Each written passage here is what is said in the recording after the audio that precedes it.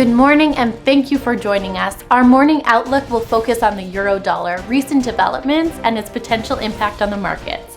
Let's hear from Greg in our trading room. The euro-dollar pair has added 1.1% in the last 3 sessions. Stochastic has warmed up and is now giving an overbought signal. Nike stock lost 0.7% in the last session. The RSI is receding and is now giving a neutral signal. The sterling-dollar pair has remained as is in the last session. The ultimate oscillator moved into the overbought zone.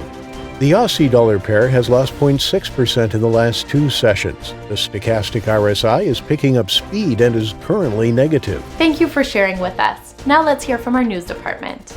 The Office of the Comptroller of the Currency is letting all nationally chartered banks in the U.S. provide custody services for cryptocurrencies.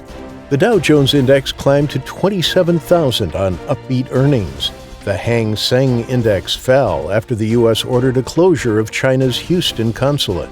The UK and EU have said they still remain some way off reaching a post-Brexit trade agreement, following the latest negotiations in London. Thank you for this. Coming up, today's major economic events.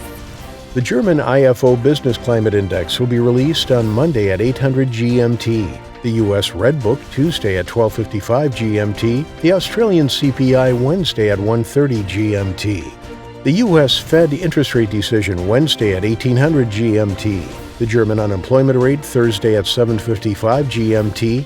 And the U.S. GDP Thursday at 12:30 GMT. We hope that you've enjoyed today's market outlook. On behalf of all of us here, we wish you a productive trading day.